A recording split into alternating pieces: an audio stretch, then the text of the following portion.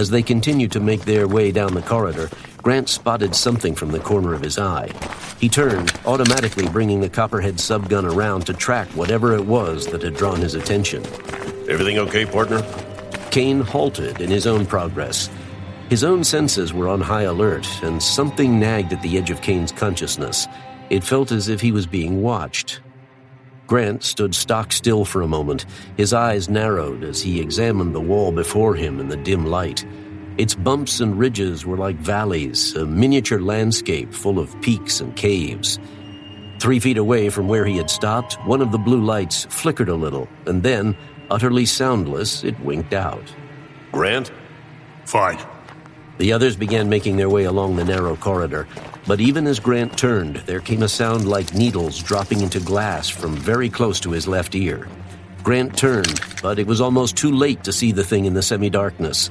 Something skittered across the surface of the coral, something no bigger than Grant's fist, and with an abundance of long, whirring legs that propelled it along at incredible speed. Whoa! His companions turned at their friend's outburst and saw him jump sideways until he met with the wall on the other side of the narrow corridor. Grant spun then, looking left and right at the wall he had automatically propelled himself against. There's something alive here. Kane raised his sin-eater before him as he trotted back down the tight corridor to meet with Grant. Brigid Baptiste gave Clem a reassuring look as she pulled a TP-9 from the holster she wore slung low to her hip. Stay behind us, Clem. You'll be safe. Clem nodded agreement, keeping his distance as he followed Brigid's slender form retreating down the corridor. What did you see? As he spoke, another of the dull blue lights winked out behind them, casting the corridor into ever-deepening gloom. I only saw it for a second, but it looked like some kind of spider. Lots of legs, and it moved real fast. How big? There was another movement as something leaped from the craggy surface of the wall. Shit! Whatever it was, it had jumped the gap between the wall and Kane, and the ex-mag spun as he felt it land upon his back. What the... Without stopping to think, Grant swung the copperhead around, jabbing with its butt at the skittering creature that was scrambling over Kane's shoulder. The creature dropped to the floor. Grant and Kane watched, disgusted, as the hand-sized creature disappeared into a nook in an uneven coral surface of the floor, its long, spindly legs disappearing from sight. What was it? I don't know. We're thinking spider, maybe. Where did it go? A little bugaboo found a hole or crevice or something, just about there. Clem crouched down on his haunches, his dark eyes furiously scanning the lumpy ground.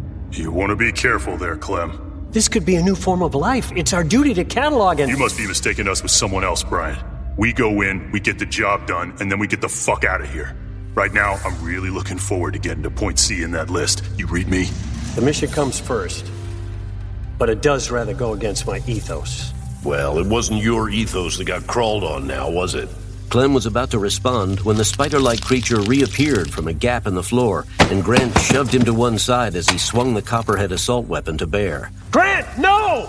Clem's instruction, or perhaps it had been a warning, came too late. Grant unleashed a blast from the copperhead, and a smattering of lethal 4.85mm bullets peppered the ground about their feet, their explosion bright in the semi-darkness of the corridor.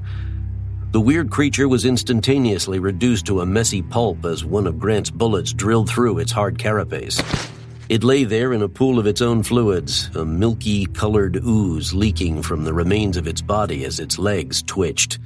Although it had been mashed up by Grant's bullet, enough of it remained that the Cerberus warriors could define its basic anatomy. It was roughly 7 inches across, both length and width, in an almost perfectly circular form. The body itself was a dangling 2-inch oval amid the spray of long, needle-thin legs, and milky ooze seeped from a ruined area at its back left edge as the legs finally stilled. There were 8 legs in all, a neutral color like the body, the color of frosted glass. It made no noise, just continued to bubble in place as its white lifeblood seeped away into the uneven floor of the corridor, washing away in thin runnels as the liquid sought the path of least resistance.